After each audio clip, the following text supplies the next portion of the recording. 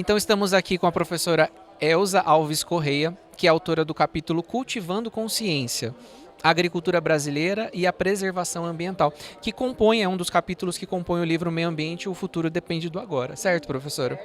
Uma coisa interessante, esse livro, ele propõe, né, uma linguagem simples, né, para as pessoas, assim, um público em geral, poder ler, desde uma dona de casa até um pós-doutor, né? A senhora pode falar como que a senhora aborda esse assunto, desse capítulo que a senhora escreve, dessa maneira mais simples? É uma tarefa bem difícil, né? Porque a gente que é da área técnica, o que para a gente é simples, né? As pessoas leem e falam, meu Deus, o que essa pessoa está falando? Né? Então essa redação foi bem desafiadora.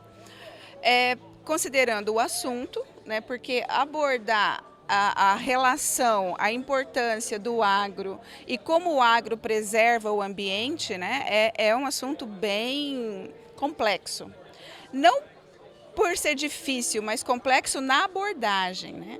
Então, uma forma simples. Mas a gente lendo, né, buscando referências bibliográficas, conversando até mesmo com alunos, né, que não tem essa nuance técnica tão forte, né, a gente conseguiu fazer um capítulo na minha opinião, né, dinâmico, né, e que traga as informações necessárias para quem vai fazer a leitura. Porque é importante a gente entender que a agricultura, ela sustenta a economia do nosso país.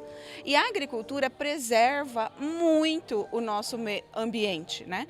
E isso é importante que a gente tenha essa consciência. E nesse capítulo, eu tentei deixar claro como é que isso acontece, né? Como que o ambiente é preservado pela produção agrícola e que nós somos um país extremamente produtivo e que nem por isso nós destruímos o nosso ambiente. Nós preservamos muito, né? Por isso que nós conseguimos produzir tanto. Porque se o agro depredasse tanto o meio ambiente, a gente não teria mais produção. Nós não estaríamos com a nossa mesa cheia todo dia. Nós não estaríamos trocando de roupa todo dia, porque isso aqui vem de algodão.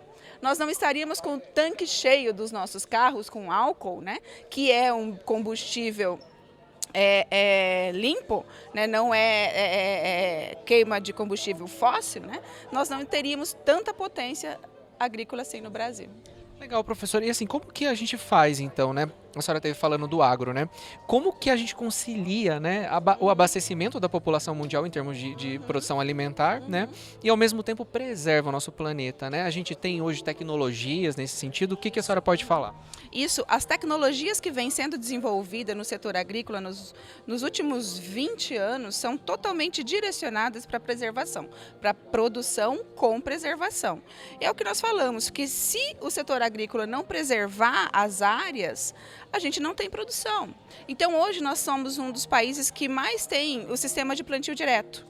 Então, o sistema de plantio direto, a integração lavoura-pecuária, a integração floresta-lavoura-pecuária, né? Então, a gente junta as produções para que isso se torne sustentável, tanto economicamente, quanto alimentarmente, quanto ambientalmente.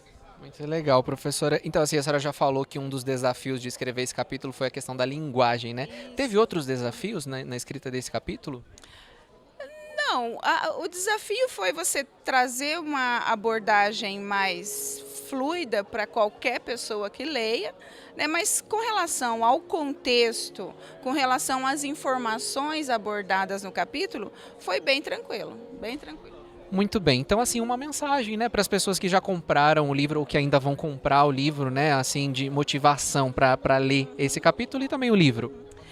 Olha, a gente aborda, né, a questão da produção sustentável. Então, como é que a gente vai fazer essa junção de produção agrícola com sustentabilidade? O que o agro faz para sustentar tanta produção sem destruir o meio ambiente? Então, é isso que está descrito lá.